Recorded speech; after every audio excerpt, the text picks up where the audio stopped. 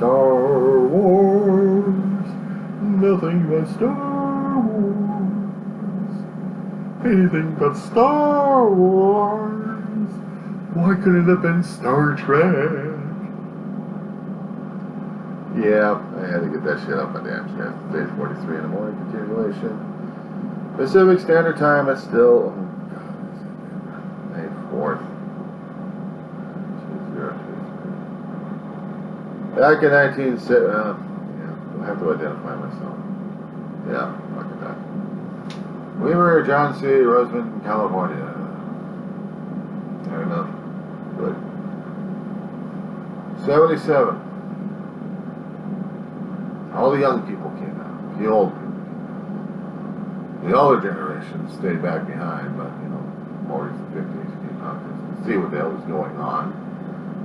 And the kids all the way through the 30s are like, they get primed for this damn thing. For several months, and also at conventions, science fiction conventions, that are popping up still during those days, they were showing clips of the new Star Wars movie to get the public interest going. Have the fans talk among it to other people. Have the entertainment reporters at the time talk about it to the rest of the public. They all had to get this massive wave going. So May 4th was the premiere date for Star Wars. What's the year date again? What is it? 23rd, right? So 4 more years. So it would have been about, that long. Shit. Let's see, 76, 17 years old, 77, 11 years old. That makes sense. So it's been about 46 years. 46 years for this dude. Star Trek is as old as I am. Star Wars came out, the little kid out there that's driving good. Battlestar Galactica came out roughly around that time. 77, 78 as well. 79. And Star Trek was still like, wait a second, where are the big boys? That came out with the movie in 79. Meanwhile, in your British screens during those days, we had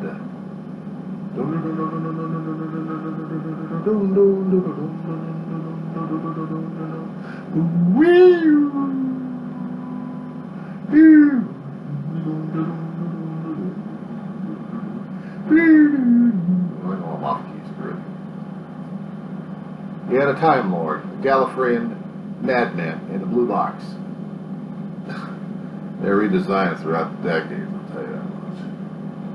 Started as radio play, then came up as his own show. Then we get to see the actors, and then we get to see them on PBS, who picked up on the British broadcasting. So we get to see BBC One, and we get to see Doctor Who. And I was like, who? That's how the writers wrote it, Doctor Who. And it was called The Doctor. So even in 77, we had a long-term fan club going on back in Britain, and slowly building up in the United States for the Whovians. Now my question is, the Star Trek fans call themselves Trekkies, or Trekkers, and it's still debated after decades on that one. They still do sometimes. The diehard fans still argue among themselves over what's going on. What the hell do Star Wars fans call themselves? I never could quite understand that. Jedi, Sith, fan clubs came out with the Stormtroopers. The 501 Legion, international group of every Star Wars fan that you can think of that joins it, who can make their own costume or facsimile of it, and pretend that they are part of the Star Wars universe, like the Trekkies would with their own costumes and monsters and people in Starfleet uniforms. A lot of international organizations have fans for different genres.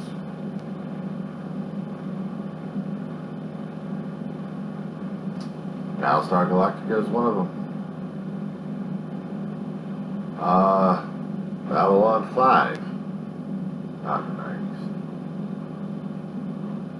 Called themselves the Lurkers. I think the Battlestar people called themselves Colonials. But this is the day that celebrates Star Wars and George Lucas's creation and his achievements. And then a lot of other people are looking at George and saying, what the hell was going on with you, George, that you had to sell off to the big mouse with the two big ears and a big nose? And talks like this. Gosh, Mickey. And asked me to do Donald Duck. Forget that, Opus. And one time I used to do a pretty good Winnie the Pooh. Longer.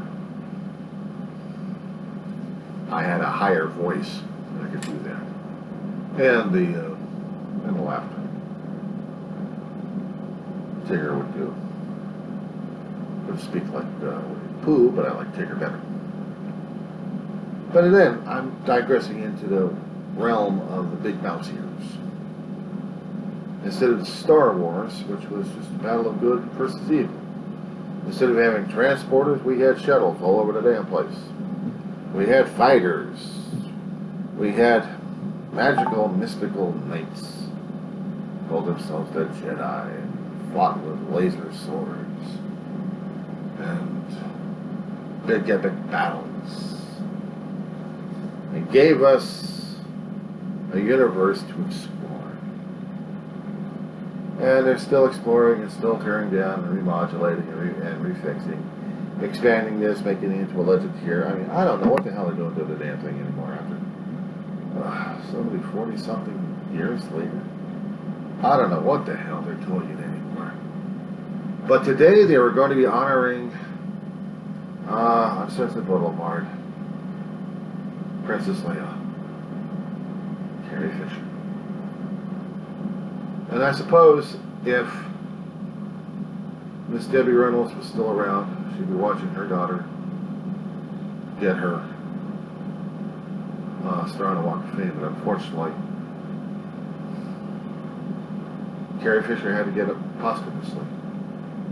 And the surviving members hopefully would have been over there. I know Carrie Fisher's daughter will be over there watching it and accepting it on behalf of Carrie. I was hoping maybe the rest of the cast would. Kenny Baker used to be R2-D2, and sometimes the Ewoks, and a few other things they had in Star Wars.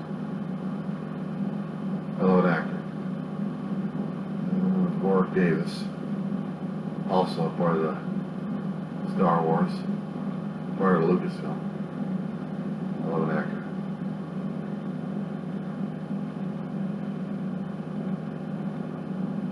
Of course, we know Mark Hamill, Harrison Ford. Used to be Peter Mayhew, Chewbacca. Anthony Daniels, C-3PO. I don't know if he's still alive. I hope the guy still is, because he's of the legend. And then there's old George.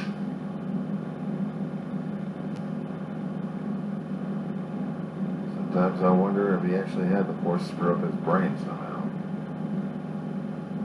There had to be some kind of financial situation where he had to sell up to Big Mouse,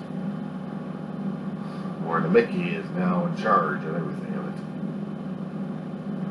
Should have left Lucasfilm alone. But they were trying to make an empire out of it again, and trying to keep it going in one form or another. How did you feel when you were about 11 years old and you see Star Wars for the first time. Okay, we have to go over that story here. Yes. My brother was out for the Navy, didn't leave during summertime. And they already had a lot of people going to the walk-ins and the drive-ins to see this film. And they've been out there for about, I think, 3 or 4 months. My brother came home and he took me out to see Family Station. They had something called any drive-in theaters. In a few drive-in theaters, I mean, you used to have the big ass bulky boxes with the metal turnstiles. Hook it up to your window, close it up, and hopefully the sound will be broadcasting, tinny as it was.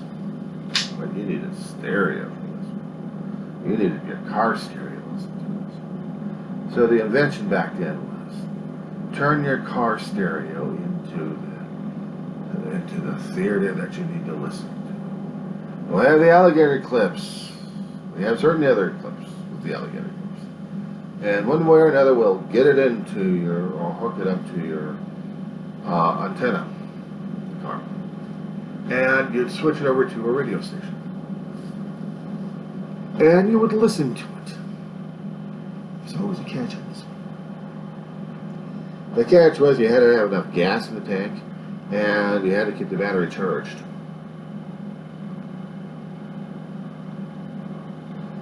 Certain vehicles out there had a longer gas range and had a longer battery life. We didn't. As long as our engine was running, we were actually able to power up the battery and listen.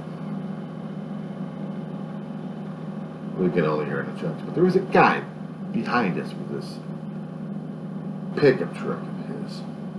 And he's got the outside speakers blaring. Blaring. We could hear everything.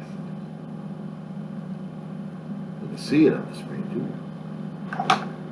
So we're at the Winnetka Drive-In Theater at the time. And we're seeing this. We had our food with us. We had our drinks with us. And the car kept dying on us. Well, we still had enough gas to get home anyway. To charge up the battery. We got a jump from the guy behind us with the truck. Generous like it. And I saw it on the screen.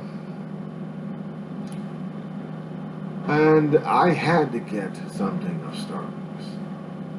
So it was a shirt that fit my tiny kid size of Anthony Daniel and Kenny Baker in their costumes.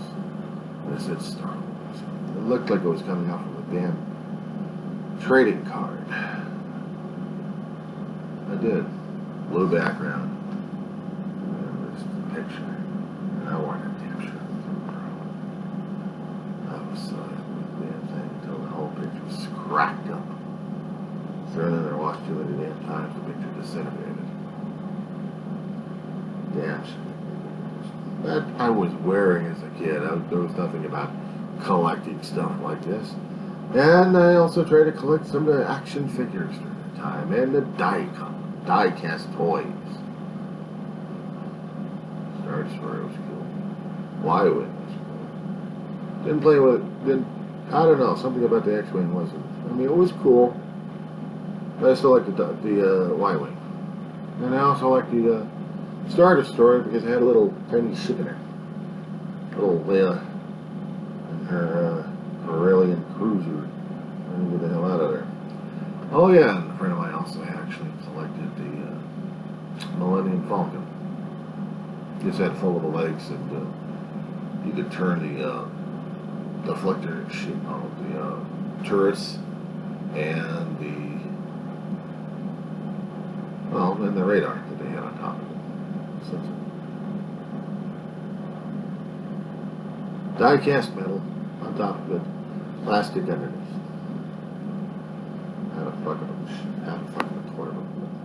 How to screw up a toy real bad. Get a black marker. Mark somewhat. Permanent. Ew!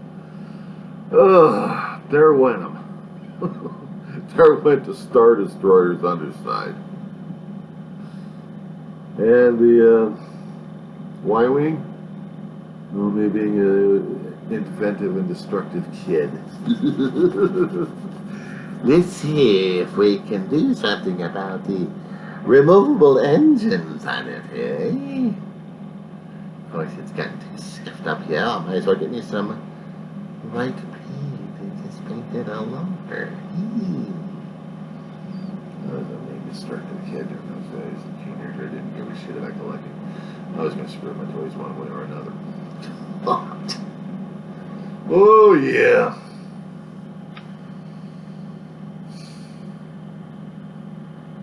I didn't do anything to the Millennium Falcon. At one time, my mother had gotten me somehow, some way, the big-ass Millennium Falcon, where you had the action figures to be fitting into it.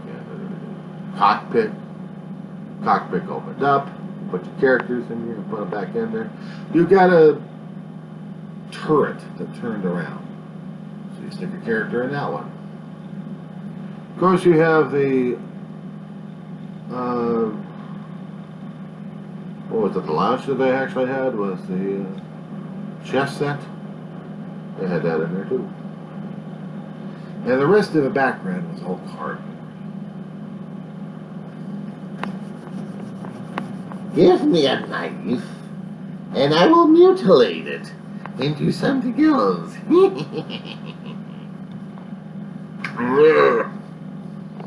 Or with that value, right out the damn window. I was a kid not to be trusted with his toys, that's for sure. But being a Star Wars fanatic, I was still a Star Trek fanatic right there. I liked Star Wars. But it didn't make much sense because Star Trek had transporters.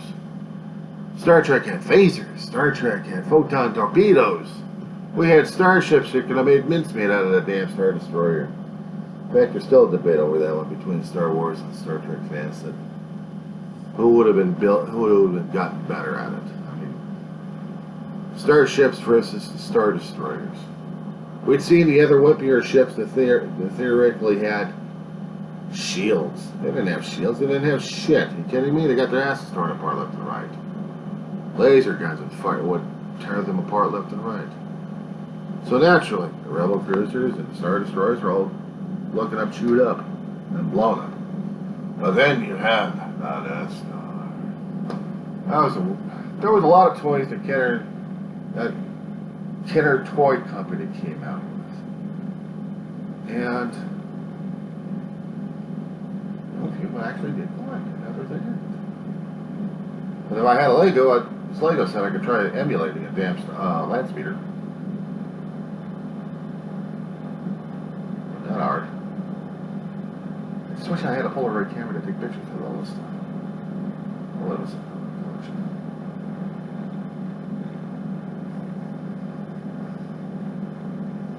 I had the memories.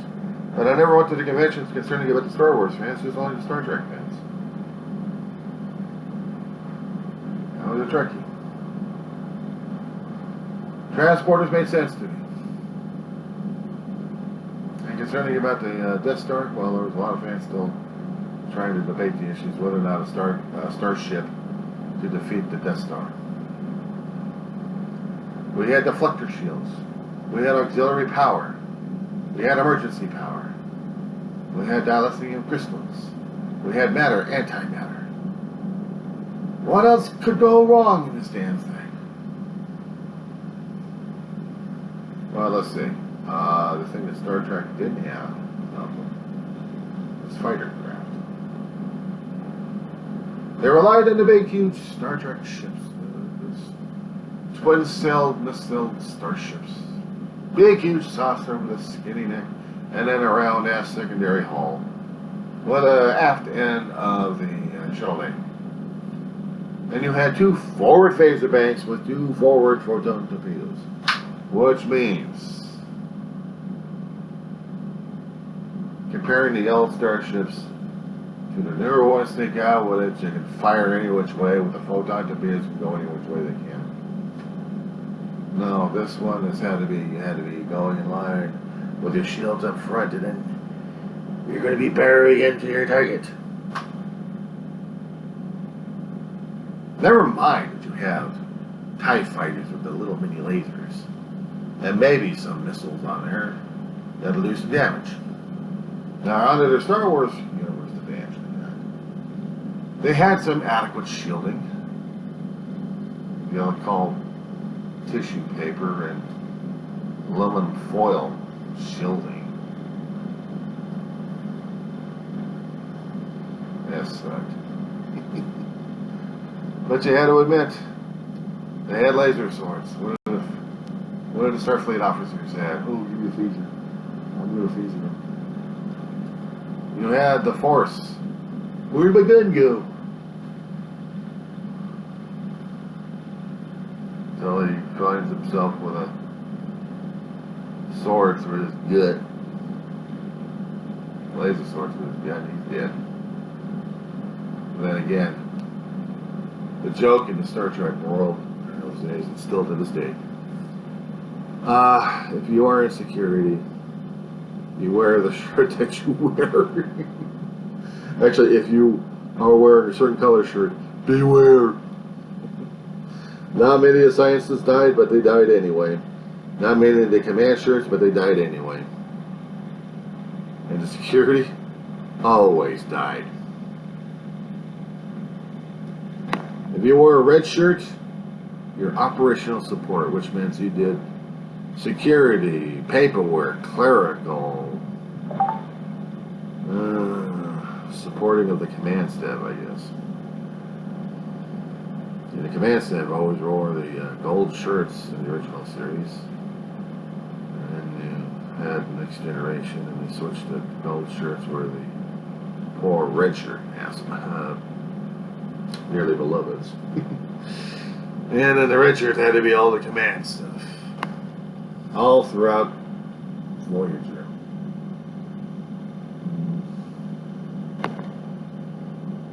It just never ceased to amaze me. Oh well. But it is Star Wars Day. It is Star Wars Day. So we celebrate a movie, a cult, a phenomenon. Just like the Star Trek fans do for September 8th, 9th, 1966. Basically. No, the 8th.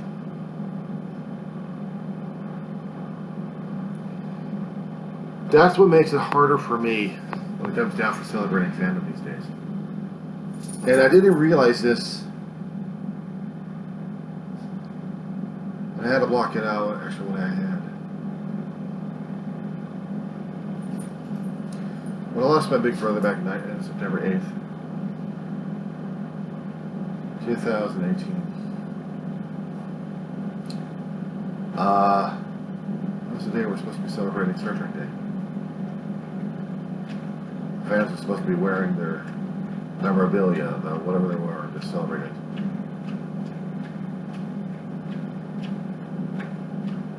And it's an anniversary of my brother's death.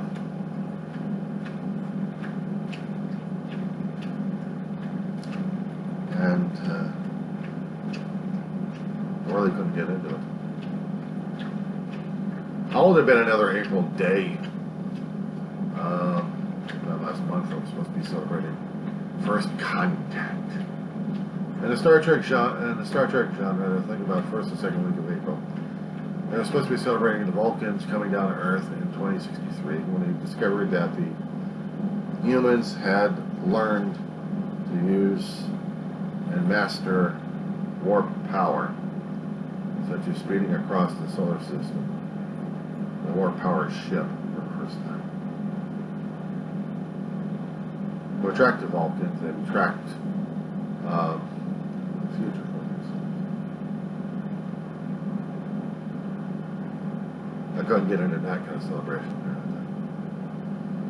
But the one day I wanted to celebrate like crazy was Star Trek Day because it was September 8th and I wanted to be a Trekkie and show it to the world. I don't have a Star Trek, actually. I don't have a Star Wars shirt to celebrate May the 4th.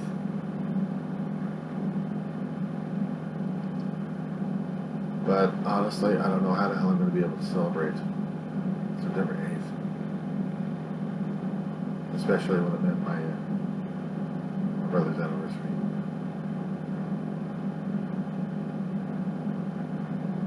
That's what makes celebrating holidays and anniversaries and fandom bittersweet for me. I'm not going to say it about anybody else. I'm saying it about myself. Because I have to see it about myself. It's hard. It's difficult. The memories are there. They're going to beat me like crazy, and I still have to take the beating and continue on that day. It was never easy celebrating a holiday or an anniversary, especially when I have memories and feelings about what was supposed to be special, and it flip-flopped. That's how it's feeling. Today, Star Wars fans and science fiction fanatics would celebrate Star Wars. I did a video last night, a short stint, threw it up on Facebook. I threw some extra pictures and old pictures I had posted prior before my brother and a little afterwards. Just try to show that I was trying to get into the spirit of the anniversary. And it's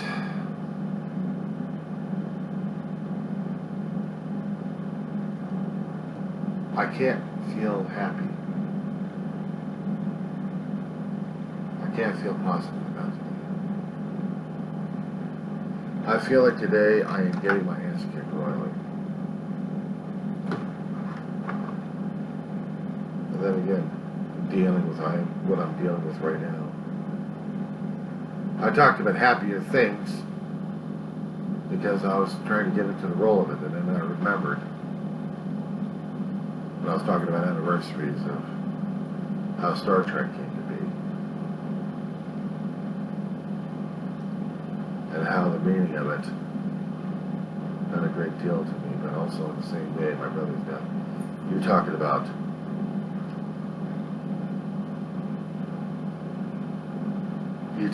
a reality check that I wish I hadn't gone through in the first place.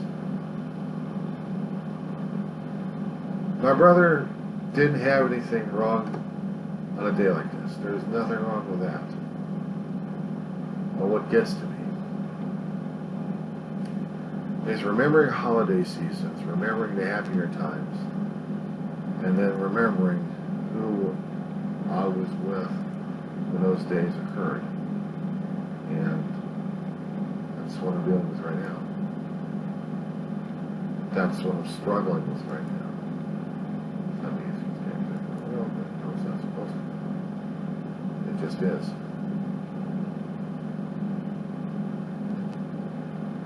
Outside reflects my attitude today. Lonelier than hell. A last hurrah of coolness and of moisture. Because after that, I don't know. Sun comes out, tries to shine up. Dry up everything.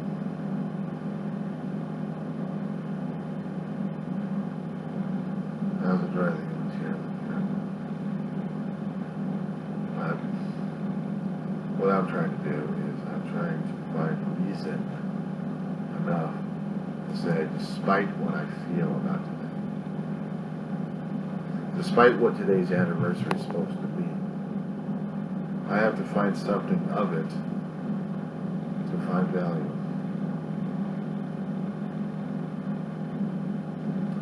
I have to find something of it that'll make me understand about the value of it. Because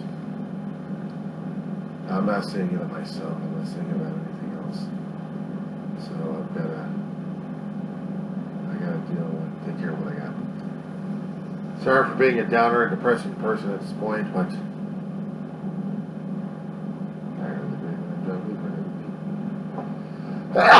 sorry.